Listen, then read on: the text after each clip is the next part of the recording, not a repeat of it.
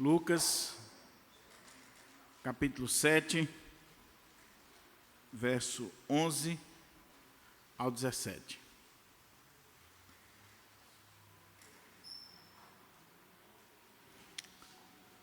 Amém? Diz assim a palavra do Senhor. Em dia subsequente, dirigiu-se Jesus a uma cidade chamada Naim. E iam com ele os seus discípulos e numerosa multidão. Como se aproximasse da porta da cidade, eis que saía o enterro do filho único de uma viúva, e grande multidão da cidade ia com ela. Vendo-a, o Senhor se compadeceu e lhe disse: não chores.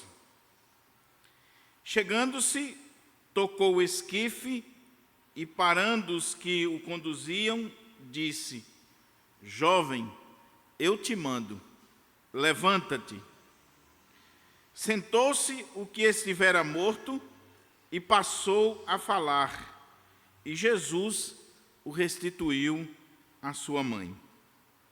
Todos ficaram possuídos de temor e glorificavam a Deus, dizendo: grande profeta se levantou entre nós, e Deus visitou o seu povo. Esta notícia a respeito dele divulgou-se por toda a Judeia e por toda a circunvizinhança. Vamos orar ao nosso Deus mais uma vez e pedir ao Senhor que aplique essa palavra aos nossos corações e que ela possa fazer diferença na nossa vida. Anne, por favor, depois abre a de lá, viu? A porta aqui de lado. Vamos orar? Pai, muito obrigado, Senhor, pela Tua palavra. Muito obrigado por este bendito privilégio de estarmos aqui reunidos como igreja, como povo do Senhor, para adorar o Senhor na beleza da sua santidade e também para ouvir a Tua palavra ser ministrada aos nossos corações. Que o Senhor fale conosco aquilo que nós precisamos e não pura e simplesmente o que nós queremos ouvir. Que as palavras dos meus lábios e o meditar do nosso coração sejam agradáveis na Tua presença, ó Senhor, rocha minha e Redentor meu. Amém. Mantenha, por favor, a sua Bíblia aberta. Nós vamos estar considerando esse texto em nome de Jesus. O tema da mensagem nesta manhã, fundamentado nesse texto, é a atitude de Jesus para com os que sofrem, ou as atitudes de Jesus para com os que sofrem. O sofrimento é algo que faz parte da nossa vida. Do berço à sepultura, nós enfrentamos sofrimentos, aflições. Nós choramos, derramamos lágrimas. Você nasce e já chora. E quando você morre, outros choram por você. Mas a questão não é que o sofrimento faz parte da nossa vida. A questão é como é que nós lidamos com o sofrimento, ou como aqueles que estão ao nosso redor lidam com o nosso sofrimento. Nós estamos vivendo em uma sociedade cada dia mais insensível. Nós estamos nos tornando insensíveis. É claro que isso é resultado, por exemplo, da mídia.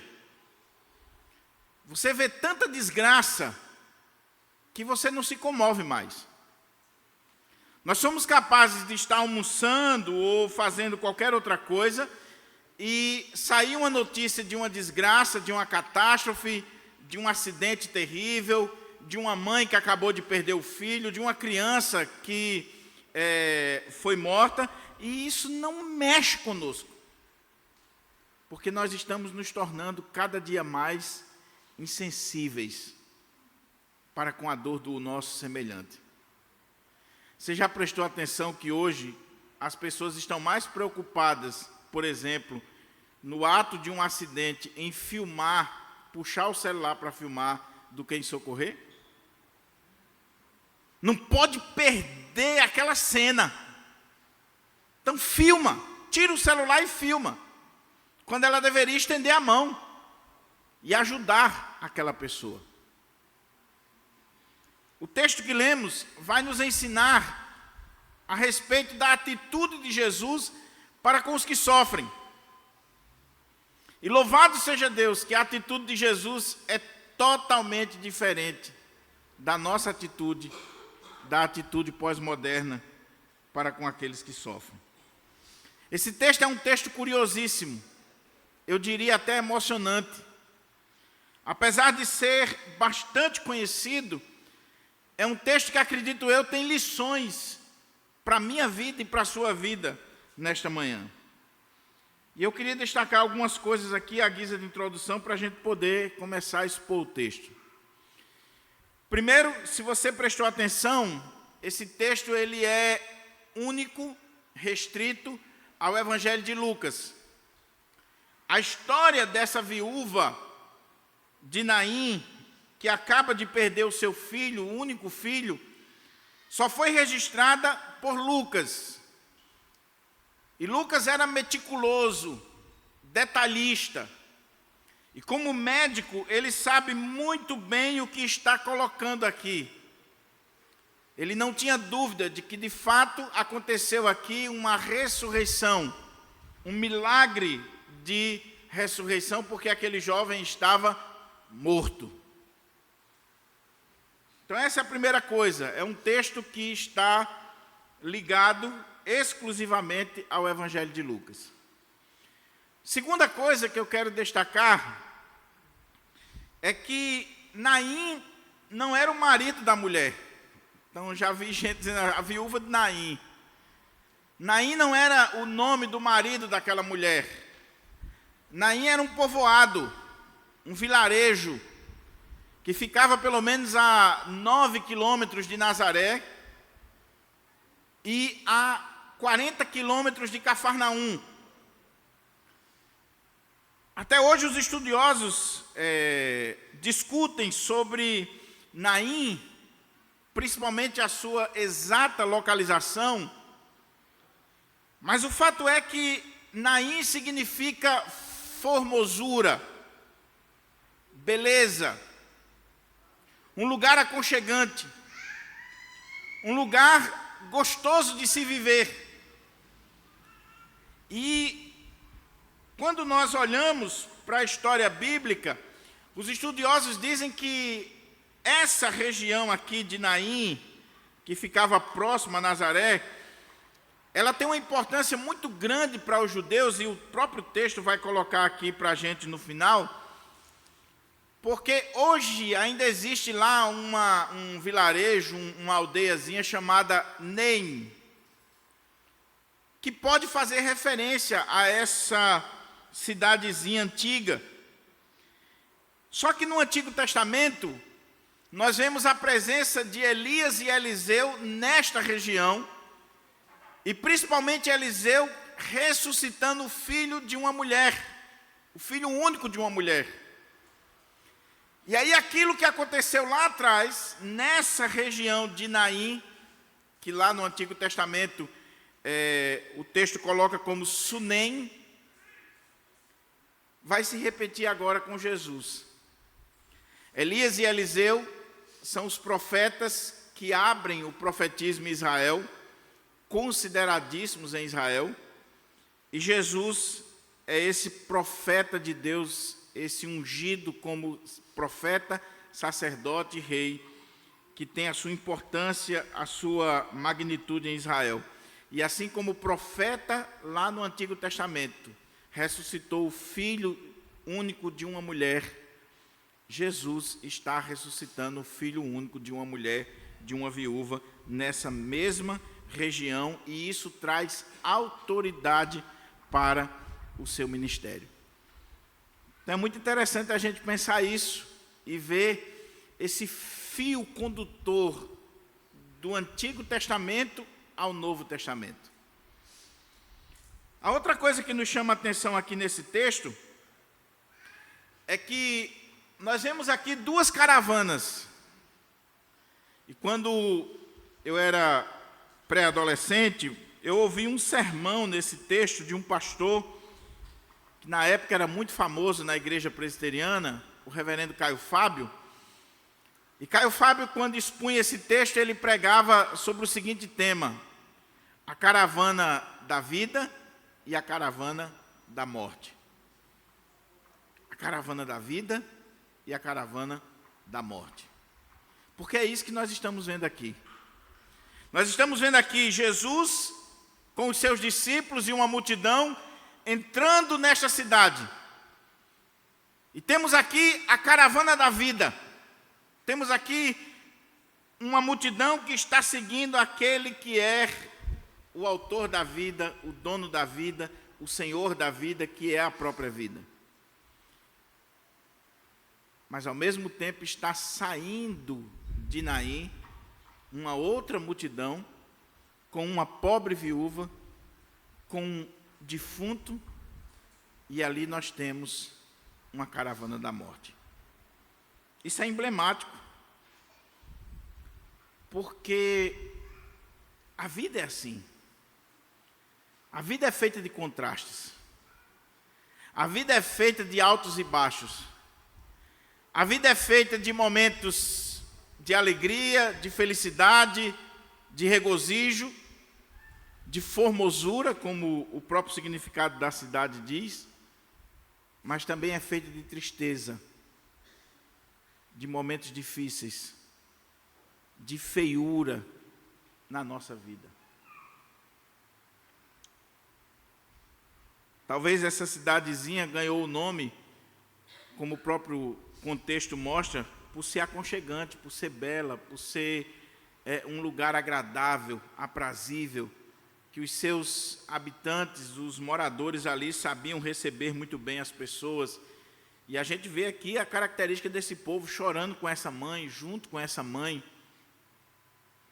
Mas o que estamos contemplando agora não é nada belo. É algo feio. Eu não sei se você tem essa ideia, mas, por exemplo, no interior, e eu vim do interior, né, como diz a música do Padre Zezinho, eu vim de lá do interior. No interior, quando acontece assim um velório, e principalmente tem muita gente, porque o povo se preocupa com isso, né? Nós somos tão orgulhosos que até na hora da morte a gente quer mostrar que o velório foi maior do que o do outro. Tinha mais gente, o caixão era bonito, era não sei o quê, tinha tantas coroas de flores. O ser humano é tão orgulhoso que até nessa hora ele quer sobressair. Mas no interior o povo olha assim e diz: olha, o enterro de fulano foi tão bonito. Eu não consigo entender assim um enterro bonito, um velório, uma cerimônia. Olha, a cerimônia foi a coisa mais linda do mundo. Talvez a cerimônia do pastor Enoque seja.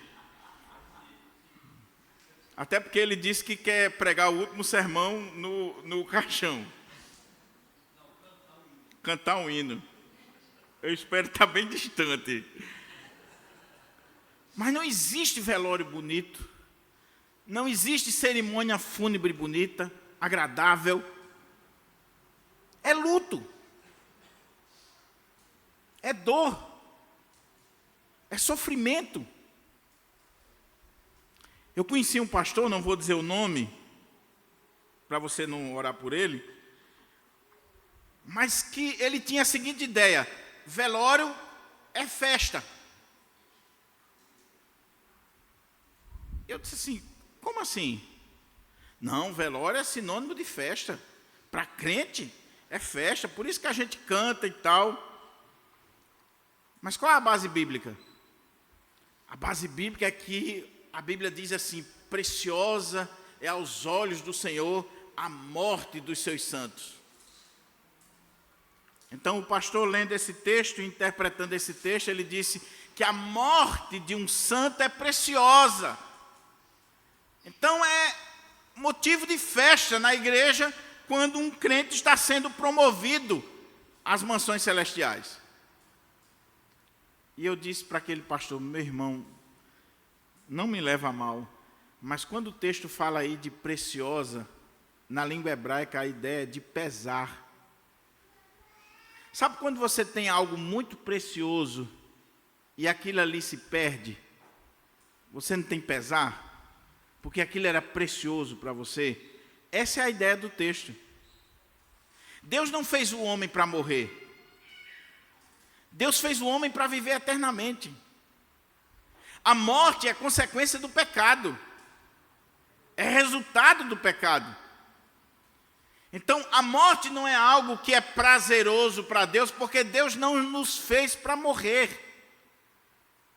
Nós morremos por causa do pecado. O salário do pecado é a morte. Então, toda vez que alguém morre, está dentro da soberania de Deus, do plano de Deus, sim, mas aquilo ali é um peso para Deus, porque Deus não fez o homem para a morte. Nós vemos aqui uma cena triste. E essa cena aqui deve mexer conosco. Deve falar ao nosso coração.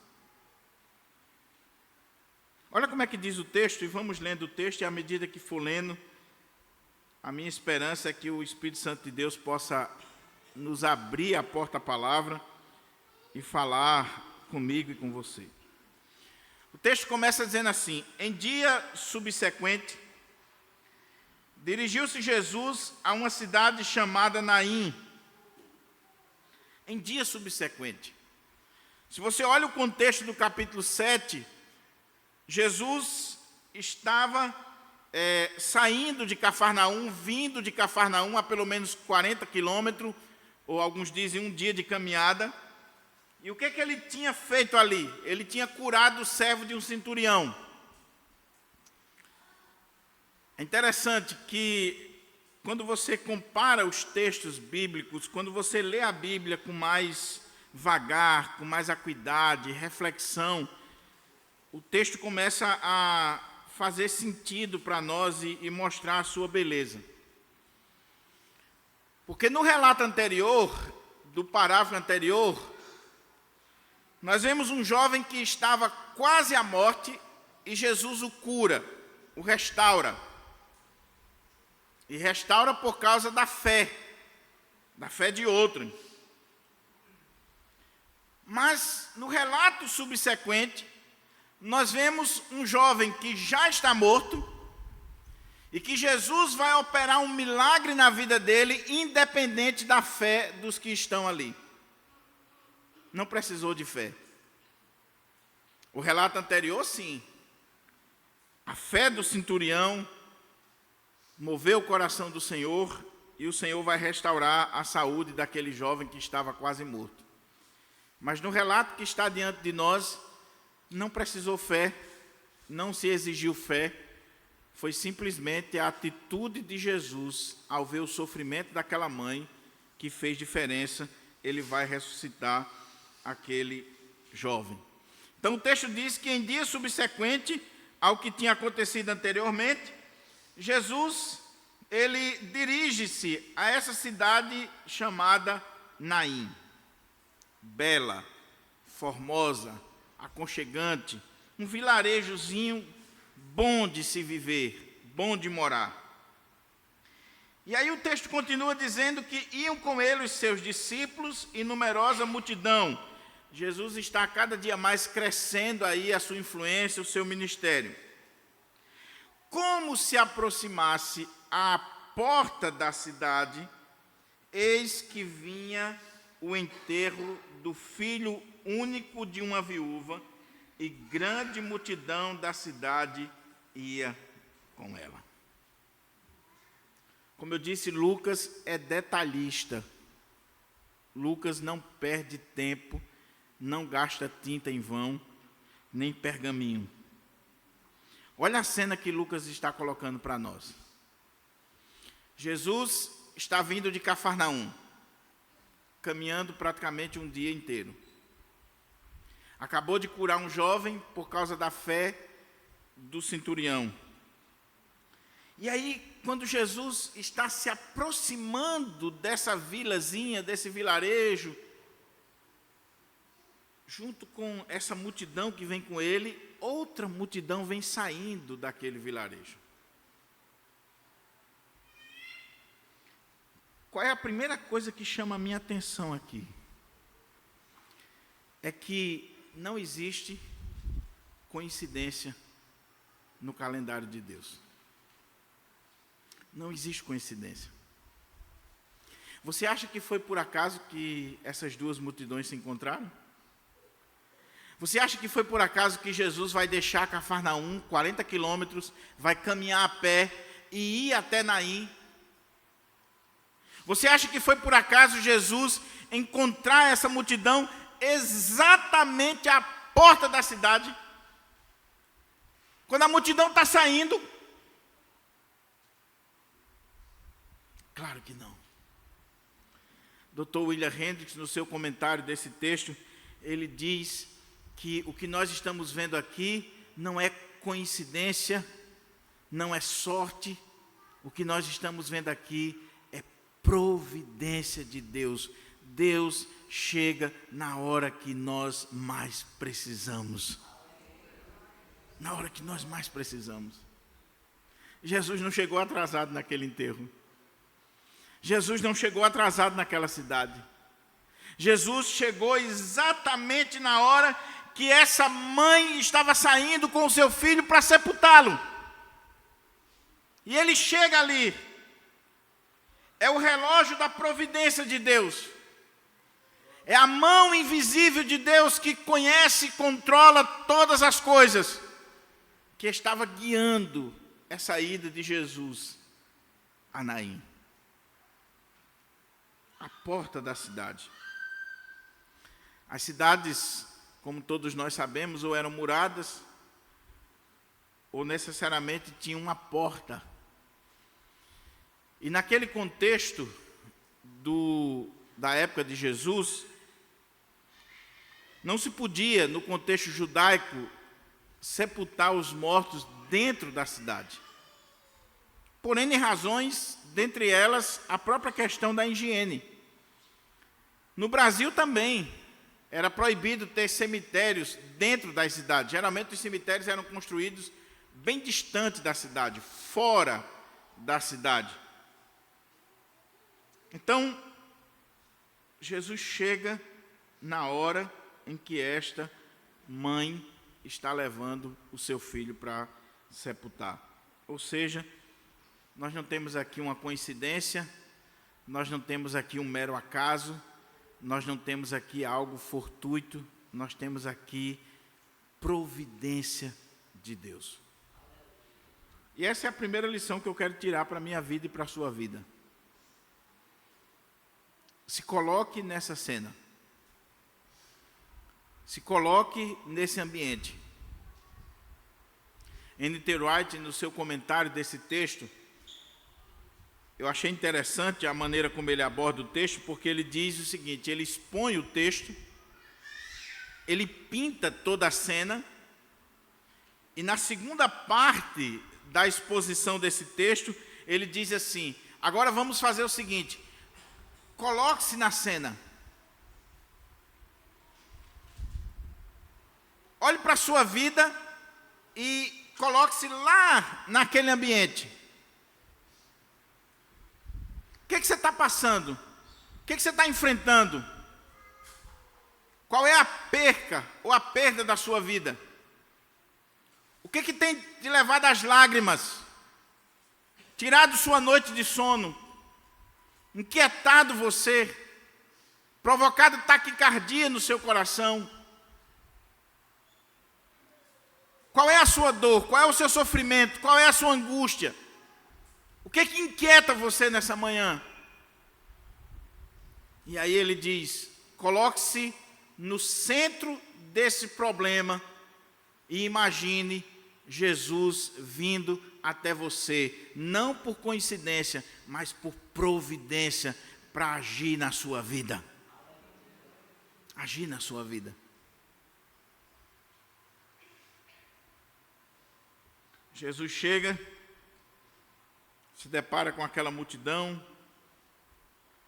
e aí o texto coloca para nós de forma muito clara qual foi a atitude de Jesus para com aquela mulher. Aquela mulher estava sofrendo muito, porque olha como é que diz o texto. Como se aproximasse da porta da cidade, eis que saiu o enterro do filho único de uma viúva, e grande multidão da cidade ia com ela. Irmãos, quando nós lemos a Bíblia, nós não estamos lendo um livro qualquer. Nós estamos lendo um livro inspirado por Deus. Nós estamos lendo um livro que a gente precisa ler, reler, meditar, ruminar, pensar naquilo que nós estamos lendo. Porque aqui está condensado em poucas palavras o sofrimento dessa mulher. Mas eu preciso olhar para o texto e extrair do texto aquilo que o autor quis transmitir. E qual é o quadro que Lucas está pintando desta mulher? Primeiro, o texto diz que era viúva. Essa mulher havia perdido o seu marido. Essa mulher que um dia casou com tanta alegria, com tanto prazer, e no contexto judaico o casamento é festa, festa que dura 15 dias, muita bebida, muita comida, vem gente de todo lugar, a casa fica cheia. É só você ler o capítulo 2 de João para você ver ali uma festa de casamento. Um casamento que foi prometido, às vezes, lá na infância, e que foi construído ao longo dos anos. E aí essa mulher casou com muita alegria, com muito gozo, muita satisfação. Teve o maior prazer da sua vida, que foi ser mãe. E quando ela gera um filho, ela perdeu o seu esposo. Imagina a dor. Imagina o sofrimento desta mulher. Imagine a angústia dessa mulher. Ela perdeu o seu companheiro, ela perdeu o amor da sua vida, ela perdeu o seu esposo. Mas não só isso. Com essas circunstâncias carrancudas que a vida nos impõe, ela perde não só o marido, mas agora ela está perdendo o filho. E o texto é claro, o único filho. Ela não tinha 2, 3, 10 filhos. Naquela cultura era costume ter muitos filhos, até por uma questão de sobrevivência do clã, da família. Mas essa mulher, ela não teve tempo de ter muitos filhos. O seu esposo morreu, ela fica com um único filho, e agora ela está perdendo o seu único filho. Se já é difícil perder um esposo, um bom marido, um homem de Deus, um homem que seja de fato um aliviador de tensões, uma bênção de Deus na sua vida, imagine perder um filho, o único filho.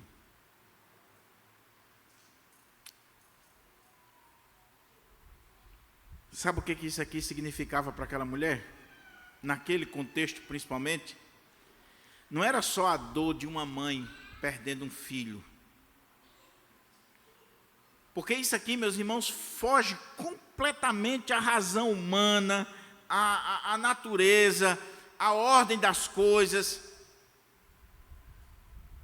Os filhos sepultam seus pais, mas não é natural que os pais sepultem os filhos. Quando essa ordem é invertida, a coisa dói. O peso é maior. Mas não é só essa questão. Não é só a dor de uma mãe sepultando seu filho, fugindo dessa ordem natural das coisas. É a dor de uma mãe que está sepultando seu filho, que perdeu o seu marido e que sabe agora, na condição daquela sociedade, ela está relegada a uma vida de miséria, de pobreza, de sofrimento, de escárnio, de humilhação, de viver completamente à margem da sociedade. Naquela época não existia INSS, aposentadoria, direitos da mulher. A mulher já tinha uma condição difícil naquela sociedade. E quando a mulher perdia o marido, quem sustentava essa mulher eram os filhos. E essa mulher tinha um único filho que era o arrimo da família. Era o sustento dela. Era a esperança de vida dela. Era a única luz no fim do túnel para aquela mulher naquele contexto, naquela sociedade. Enquanto este filho estivesse vivo, significava dizer que aquela mulher teria o que comer, beber, se vestir, teria honra naquele contexto. Mas agora ela estava perdendo tudo. Tudo. Ela estava perdendo o amor da sua vida. Ela estava perdendo o seu sustento. Ela estava perdendo a sua dignidade naquele contexto. Ela estava ciente de que iria ficar à margem.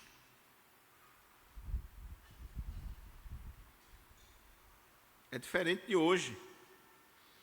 A mulher perde o marido, mas se o marido era bem empregado, ela fica com aposentadoria, com uma pensão. Vai ficar bem? Lá não. Você consegue imaginar a dor dessa mulher? Você consegue imaginar como é que estava o coração dela? A alma dela? A mente dela? O que passava naquele coração, naquela mente, naquela cidadezinha? Aquela cidade não seria mais formosa para ela. Aquela cidade não seria mais aconchegante para ela. Aquela cidade não faria mais nenhum sentido para ela. Pelo contrário, aquela cidade ali seria sinônimo de sofrimento, de dor, de algo horrível, algo triste.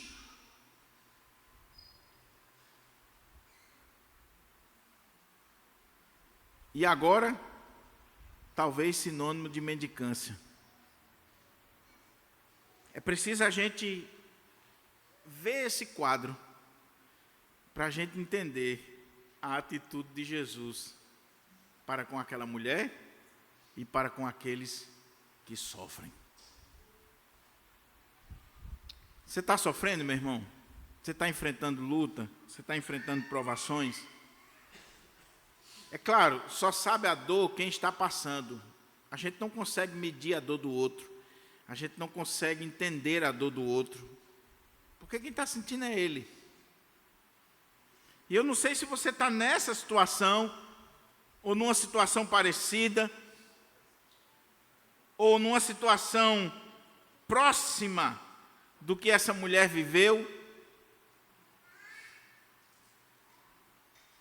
Mas o que eu quero dizer para você é que Jesus tem uma atitude, não só para com o sofrimento daquela mulher, lá no primeiro século, mas ele tem uma atitude para com o nosso sofrimento.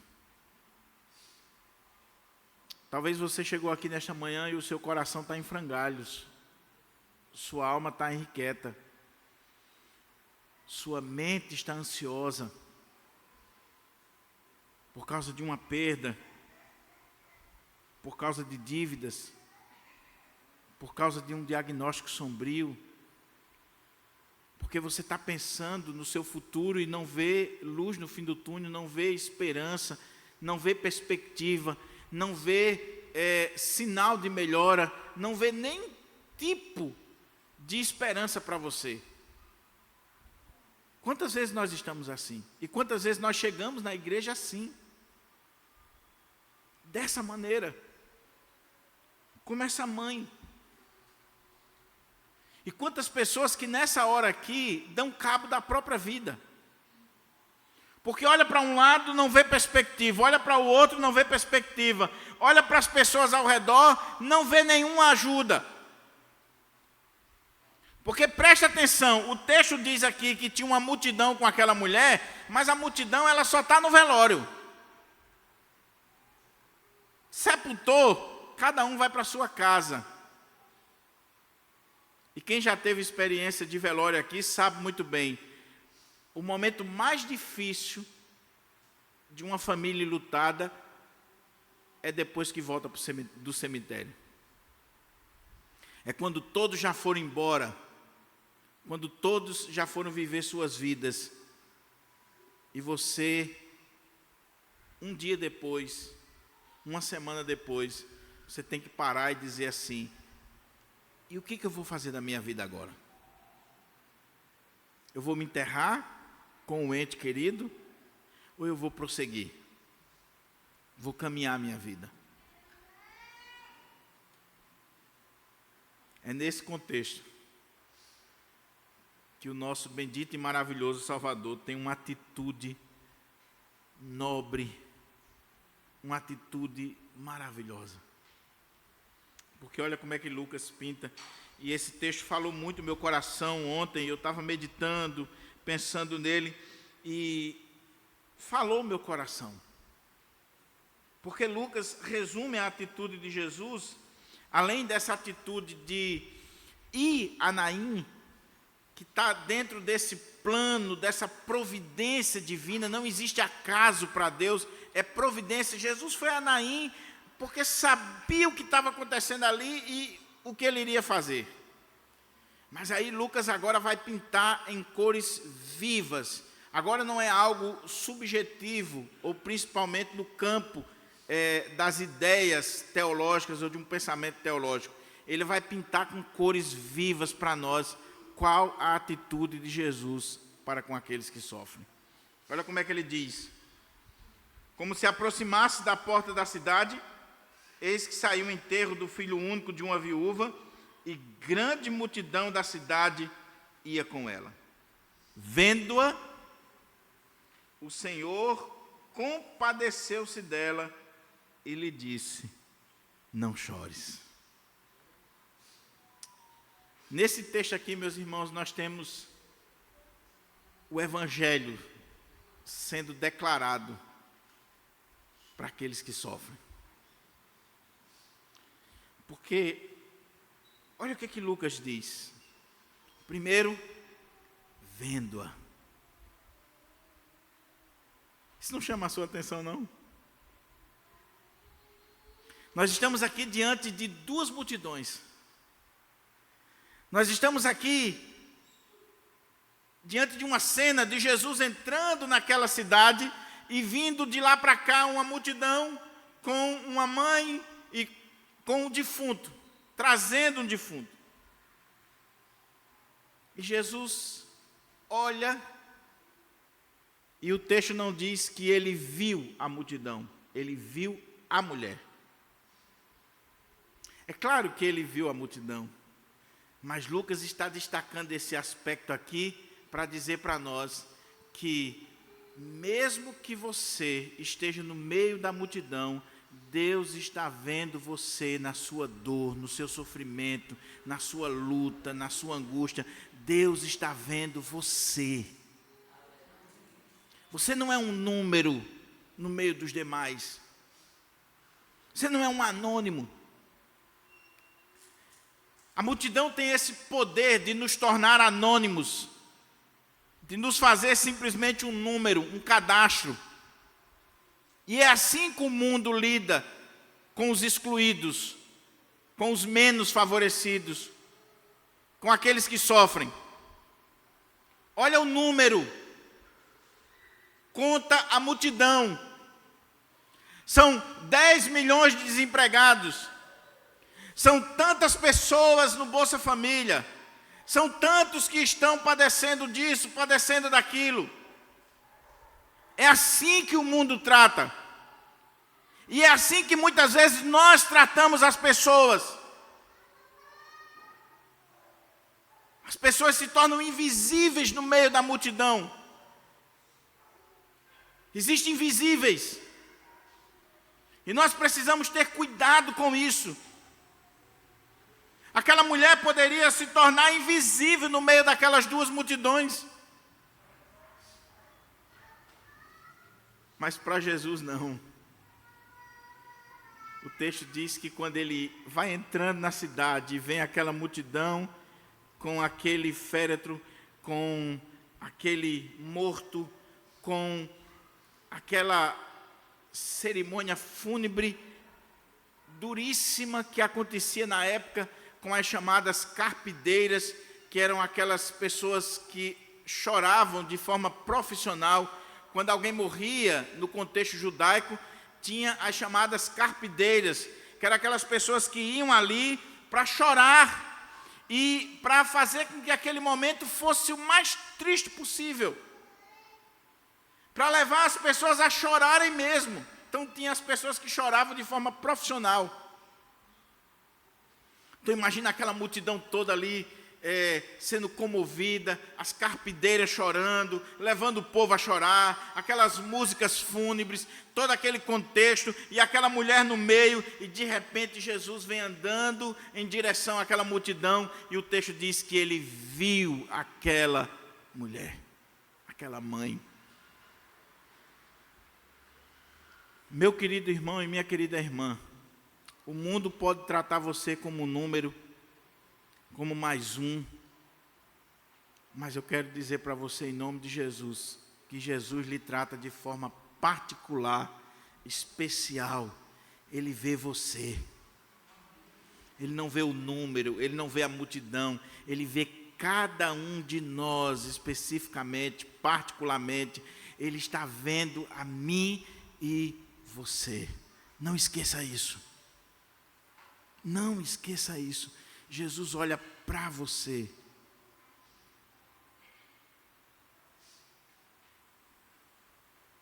Vendo-a. Oh, meus irmãos, como isso deve trazer consolo no nosso coração. Saber que o Senhor nos vê. E nos vê não como o mundo vê.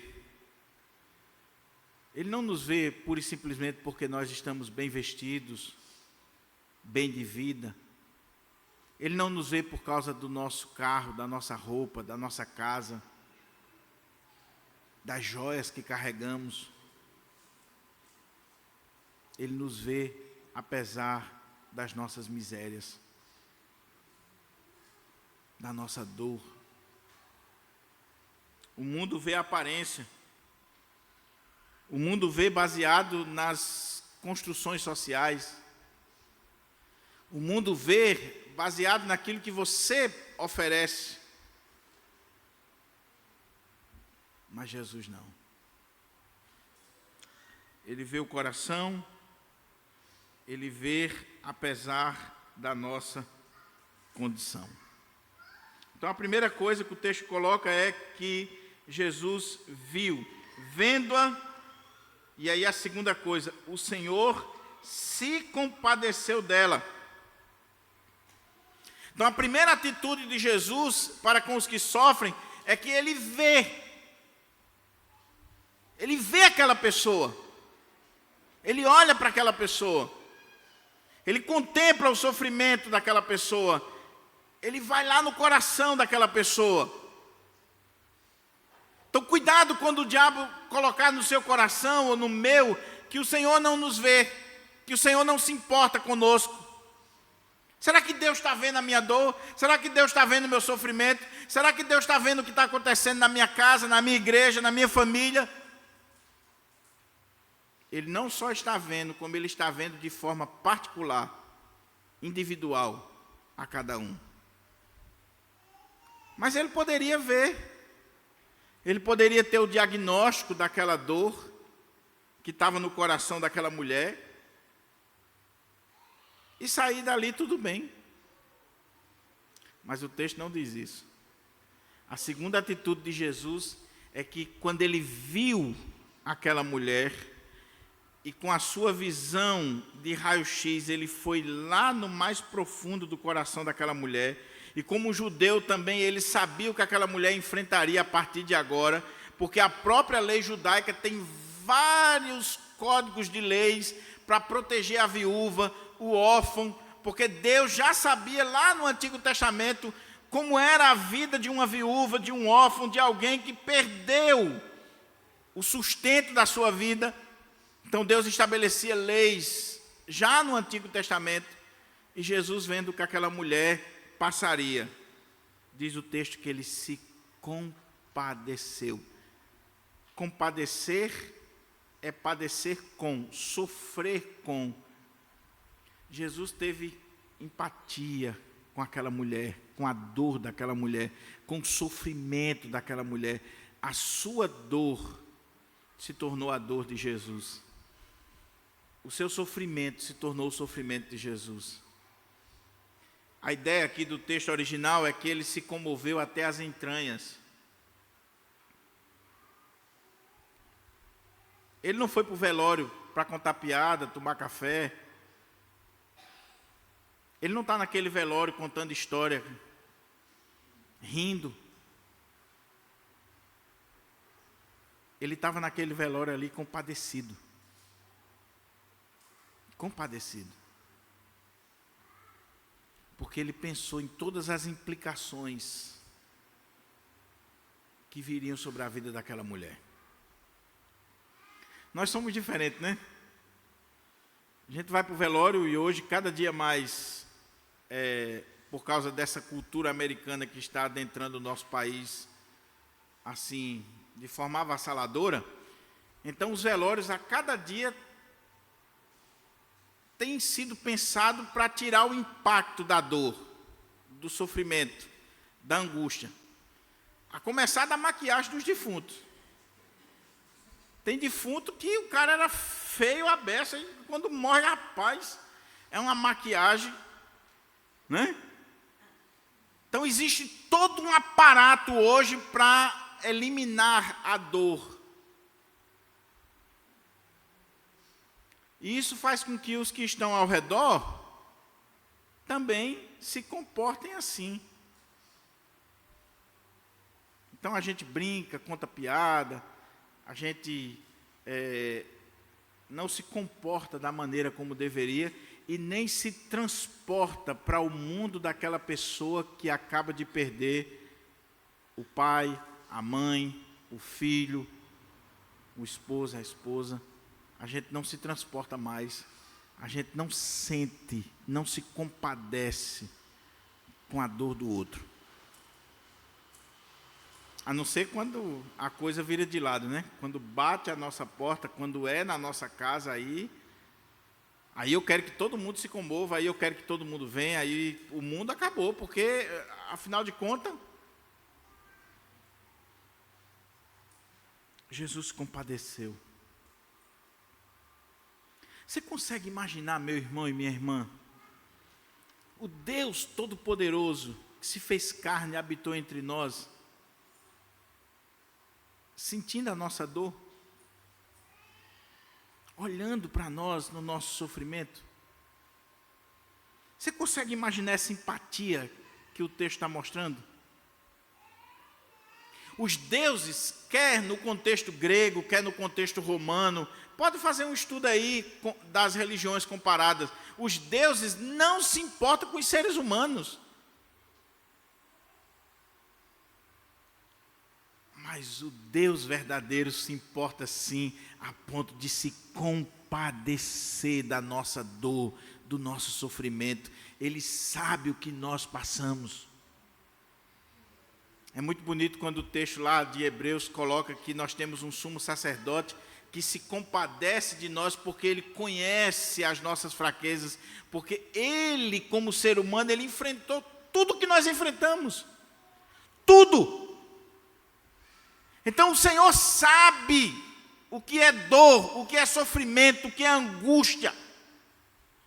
Jesus sabe o que é um ente querido falecer. Ele sabe. E ele se compadeceu dessa mulher. Ele sentiu a dor dessa mulher. Mas a terceira coisa que Lucas coloca é que ele disse: não chores. E é claro que o texto aqui é uma ordem para aquela mulher. E uma ordem que parece absurda. Como assim? Como assim você chegar para uma mãe que acaba de perder o seu único filho, que já tinha perdido o marido, que sabe muito bem o que lhe aguarda naquela sociedade, naquela cultura, naquele contexto, e que está chorando? E como é que você chega e diz assim: não chore? Mas Jesus chega para ela e diz: não chores. E nesse aqui, não chores, o que está embutido aqui é: não chores, que a providência de Deus já chegou na sua vida. Não chores porque eu estou contigo. Não chores porque eu estou vendo a sua dor. Não chores porque eu sei do seu sofrimento, eu sei do que você está passando, eu sei o que você está enfrentando. Não chores. Não chores. Veja, meus irmãos, eu não tenho autoridade para dizer para uma pessoa que está sofrendo: não chore. Eu. Nem você. Mas Jesus tem. Jesus tem autoridade de dizer para a pessoa: não chore, porque Ele vem exatamente para resolver o problema daquela pessoa. Não chores. Jesus quer enxugar a lágrima daquela mulher. Jesus quer trazer consolo para aquela mulher. Meu querido irmão, minha querida irmã, em nenhum momento a Bíblia diz que você vai estar imune da dor, do sofrimento ou do choro. Agora, o que a Bíblia diz de forma muito clara é que Deus enxugará dos nossos olhos toda lágrima. Haverá um dia na nossa vida em que o Senhor estará cumprindo isso aqui cabalmente na nossa vida, enxugando as lágrimas dos nossos olhos, dizendo para nós: não chore, não chore, não chore, seu sofrimento acabou, sua dor acabou. Não chores. Talvez você chegou aqui e você tenha chorado na alma, esteja chorando na sua alma, ou chorando literalmente, talvez assistindo na internet. Não é o pastor Diogo, não é o homem, mas o Senhor Jesus que diz para você nessa manhã: não chores mais. Não chores mais.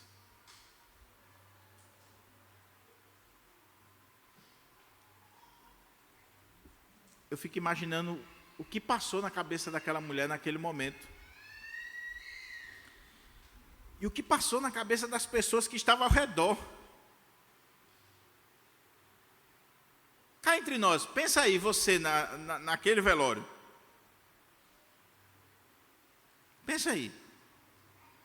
Dizer, esse cara não sabe o que está falando, não.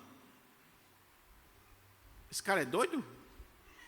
Está sendo inconveniente? Sabe aquelas pessoas inconvenientes no velório? Como o cara que entrou no velório cantando parabéns, e o povo: é um velório, é um velório. Ele disse: por isso que eu desconfiei do tamanho do bolo.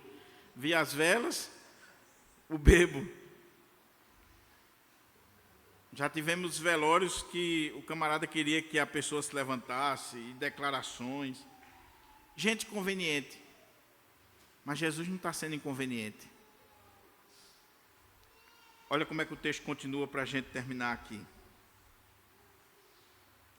Chegando-se, tocou o esquife. Antigamente o pessoal dizia que Jesus era músico. Onde é que você achou isso na Bíblia, meu irmão? Jesus era músico. Ele tocou um instrumento chamado esquife. Não existe esse instrumento, meu querido. Quando o texto diz aqui que Jesus tocou o esquife, esquife aqui era uma espécie de maca. Quando alguém morria no contexto judaico, ele era enrolado em lençóis e colocado nessa espécie de maca. Alguns dizem que era uma espécie de caixa sem tampa, não era um caixão como nós temos hoje, mas outros dizem que era simplesmente uma espécie de maca, em que se botava ali o defunto e carregava até o local onde ia ser o enterro. E Jesus diz que, chegando-se, tocou o esquife.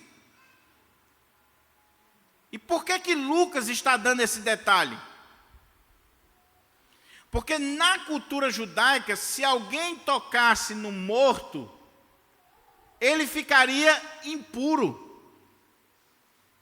Ele teria que ficar fora por alguns dias das cerimônias e da própria comunidade. Mas veja que coisa linda, veja a atitude de Jesus, veja o coração de Jesus, veja a alma de Jesus, porque Jesus toca num leproso, Jesus permite que uma mulher com fluxo de sangue toque nele, e aqui Jesus está tocando no morto. Está tocando. Porque quando você se compadece, quando você tem empatia, quando você sente a dor do outro, você não está preocupado com cerimônias, com leis. Você se compadece a ponto de se envolver. E Jesus tocou ali. Jesus tocou. Talvez aquelas pessoas que estavam carregando ali, ninguém queria tocar. Estava carregando com aquelas espécies de padiola, aquelas coisas, mas tocar a multidão, eu vou ficar impuro? Jesus tocou. Oh, meus irmãos, como o Deus da Bíblia, que emerge da Escritura, que a Escritura coloca para nós, é um Deus que fere a religião farisaica, moralista, sem alma, sem vida, sem coração, inclusive protestante, na grande maioria das vezes. Porque alguém poderia dizer assim: o senhor não pode tocar nesse defunto não, nesse esquife não, o senhor não pode chegar perto porque vai ficar impuro. Lembra da lei? Olha a Constituição aqui, olha aqui a lei. Mas o ser humano é mais importante do que qualquer código. A vida humana, o coração humano. E guarde isso aqui, meu irmão. Cuidado quando você está mais preocupado com leis, com mandamentos, com códigos, do que com gente. Uma das coisas que mais me entristece na igreja presbiteriana, com todo o meu coração, eu digo isso para vocês, é que tem pessoas que amam mais a Constituição do que o seu irmão. Amam mais algumas decisões do que o seu irmão. Ele não está nem aí se aquela decisão vai arrebentar com a vida do outro, com a família do outro, com o coração do outro. Não está nem aí. O importante é cumprir isso aqui. Vamos cumprir isso aqui. Sem alma, sem vida, sem empatia, sem se compadecer. E a gente precisa aprender com Jesus. A lei é importante, agora o ser humano é mais. E se for preciso quebrar algumas regras, não a lei de Deus, mas se for preciso quebrar algumas regras de homens para socorrer pessoas, nós devemos quebrar. Porque o ser humano é mais importante. Jesus não está aqui quebrando a lei de Deus, não, por favor. Está quebrando regulamentos, desdobramentos da lei civil e da lei cerimonial. Não é a lei divina. Lei cerimonial. cerimônia, regulamentos, que estão sobre a mesa para discussão. Qualquer regulamento humano, qualquer norma humana está sobre a mesa para discussão. Agora, a Bíblia não. A palavra de Deus não. Mas a gente inverte. A gente discute os princípios bíblicos. Agora, quando se diz respeito a regulamentos e normas humanas, aí a gente não quer nem discutir. A gente quer que seja cumprida a ferro e fogo. Não interessa com quem nós vamos arrebentar pela frente.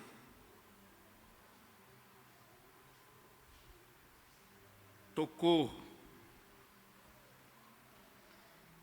E parando os que o conduziam, disse: jovem, eu te mando, levanta-te. Você já pensou que coisa extraordinária aqui? Jesus se dirige àquele jovem e diz: levanta-te, eu estou mandando. É a voz do Eterno, que entra lá na eternidade, e aquele que está lá, escuta e volta, porque o Senhor mandou. É aquele que chega diante do túmulo e diz: Lázaro, sai para fora. E aqui é o foco do texto. Porque diz o texto que sentou-se. Aí Lucas, que é detalhista, médico, não tinha dúvida, ele diz: o que estivera morto. E Lucas pesquisou. Lucas foi atrás da informação. Se tinha atestado de óbito naquela época, com certeza Lucas iria atrás. Porque ele diz que pesquisou tudo de forma meticulosa. Então Lucas não está relatando aqui milagre de Araque, não.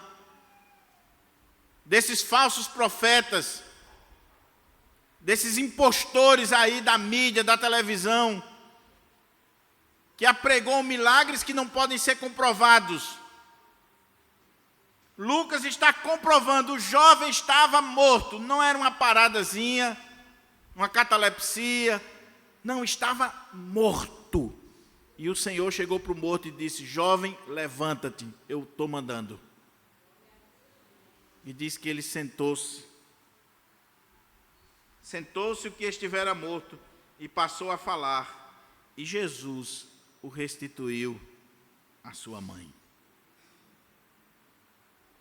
Aquele que tem o poder de dizer: não chores, é o que tem o poder de resolver todos os nossos problemas e de acabar com toda a nossa dor.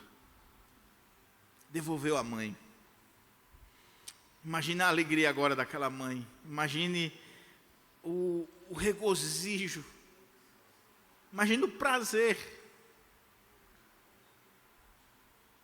Imagine isso.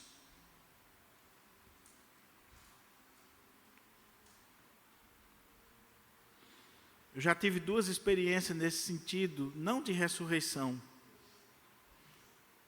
mas de ver. Um foi o meu filho, quase morto, um dia com uma dor muito grande, e nós ficamos desesperados de madrugada. E naquele desespero, nós não conseguíamos nem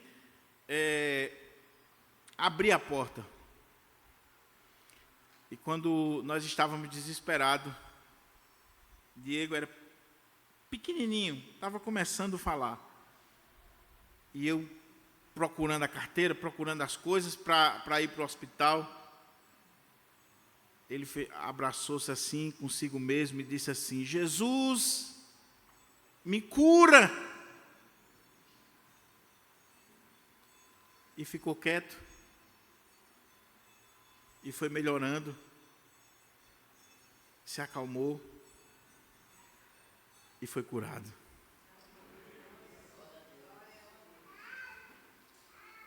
Você não tem noção da alegria que nós ficamos naquele momento. Porque nós estávamos vendo nosso filho roxo, sem ar praticamente, já à beira da morte. Mais recentemente foi Lídia. nos meus braços, desmaiando.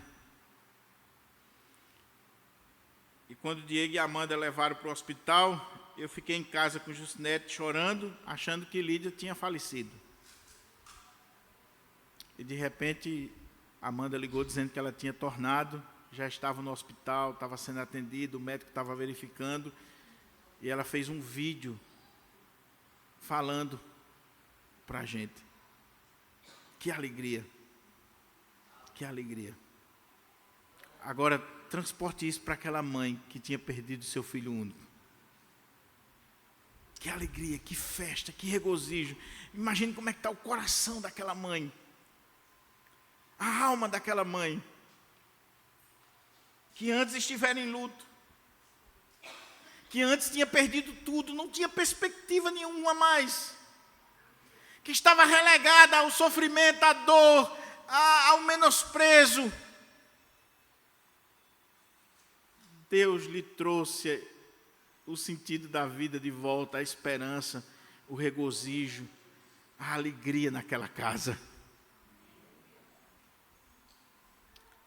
Quando você perde um animal, você pode substituir por outro. Quando você perde uma esposa, você pode casar de novo. Não tem nenhum pecado nisso. Você perde um esposo, você pode casar mais uma vez e reconstruir a vida. Agora, quando você perde um filho, você não substitui. Diz que Jesus vai e restituiu aquele rapaz à sua mãe. Só serve ele. Outro não ocupa o lugar. É ele. E aí o texto termina, para nós orarmos, dizendo assim: todos ficaram possuídos de temor, de assombro, de espanto, de alegria, boquiabertos. E glorificavam a Deus, dizendo: grande profeta se levantou entre nós e Deus visitou o seu povo. Aquilo que aconteceu lá na época do profeta Elias, do profeta Eliseu, naquela região, agora está acontecendo mais uma vez. Significa dizer que Deus está visitando o seu povo. E que assim como Elias, como Eliseu, Jesus é um verdadeiro profeta. Deus visitou o seu povo. E diz que esta notícia a respeito dele divulgou-se por toda a Judeia e por toda a circunvizinhança. É aqui que eu quero terminar essa mensagem, destacando esse ponto para você. Qual é o foco, qual é o centro deste milagre? Ou de qualquer milagre? Por que os evangelistas narram os milagres de Jesus, as obras de Jesus?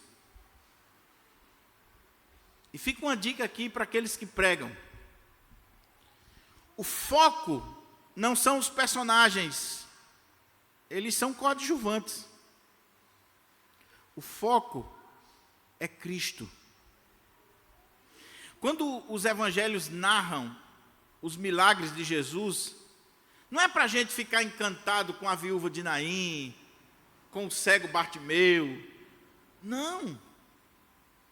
É para a gente ficar encantado com Jesus, com o poder de Jesus, com a glória de Jesus, com a graça de Jesus, com a compaixão de Jesus.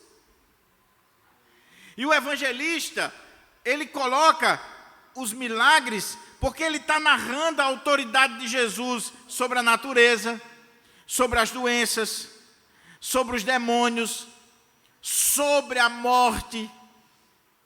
Então, por isso que nós temos Jesus curando enfermos, Jesus andando sobre as águas, Jesus repreendendo os ventos, Jesus expulsando demônios e Jesus ressuscitando mortos. Por quê? Porque isso está mostrando a autoridade, o poder de Jesus sobre todas essas coisas.